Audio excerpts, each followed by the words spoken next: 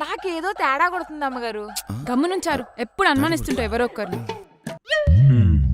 ధ్యానం సమయం ముగిసినది. ఇప్పుడు భక్తుల సందేహాల సమయం. స్వామి, స్వేచ్ఛ అంటే ఏంటి స్వామి?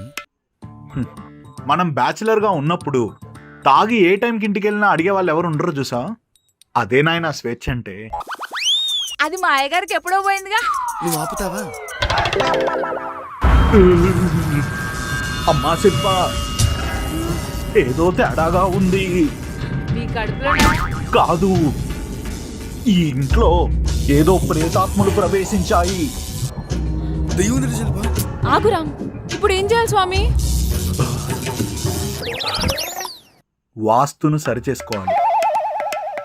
వంటిల్లు తీసుకొచ్చి హాల్లో పెట్టండి, హాల్ని తీసుకెళ్లి బాత్రూంలో పెట్టండి, బాల్కనీని బాత్రూమ్ చేయండి, బాత్రూమ్ని డైనింగ్ రూమ్ చేయండి. అమ్మగారు, వీడు గిన్నెలు మార్చినట్టు ఆ గదిని ఈ గదిని మార్చమంటాడేంటి? మన ఇంటి ఓనర్ గురించి సరి తెలియదు కదా. ఊకోవే, ఏం చేయాలో చెప్పండి స్వామి. అమ్మా శిల్ప, మీ చెయ్యి ఒకసారి చూపించండి. నీ మొగుడు ఒక తాగుబోతు, తిరుగుబోతు, పెద్ద బూతు. నీ చేసిన అనుభూతి అంటాడేంటి? అయినా అమ్మగారి చేతిలో సారు గారి గురించి అంత రాస్తుందా? గ్రహాలలా గోచరిస్తున్నాయి. గోచియా? అమ్మా శిల్ప, నీకున్న దోషాలు పోవాలంటే 5 రాళ్ళు ఆ చేతికి, 5 రాళ్ళు ఈ చేతికి, 3 రాళ్ళు మెల్లో వేసుకుంటే నీకు కావాల్సిన బంగ్లాలు, కార్లు కొనుక్కోవచ్చు. పిల్లలు కూడా తొందరగా పుడతారు. అన్ని రాళ్ళు వేసుకుంటే మా అయ్యగారు పూసలు అమ్ముకునే వాడిలా ఉంటాడేమో. నువ్వు మోస్తావా? కానీ ఇవన్నీ 100% జరుగుతాయన్న గ్యారంటీ ఆ రాళ్ళకు ఉండవు. అలా జరగాలి అంటే నేను చెప్పే 50,000 రూపాయల పూజలు 5 జరిపించాలి. 50,000 పూజల? ఎక్కడైనా పూజలకు పేర్లుంటాయి గాని 50,000 పూజలేంటి?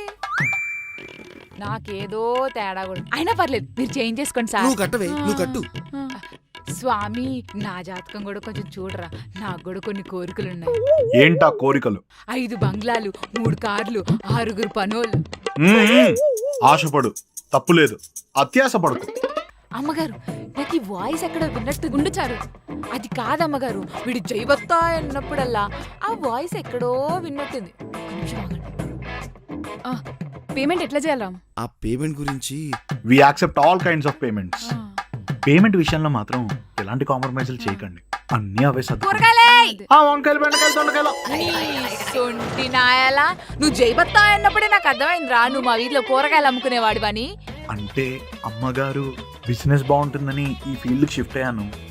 మీరు వదిలేస్తే వెళ్ళిపోతాను. అమ్మగారు, నా జీవితంలో నేను అమ్మగారు అంటాను తప్ప నన్ను ఎవరు అమ్మగారు అనలేదు. కాబట్టి నిన్ను వదిలేస్తున్నా.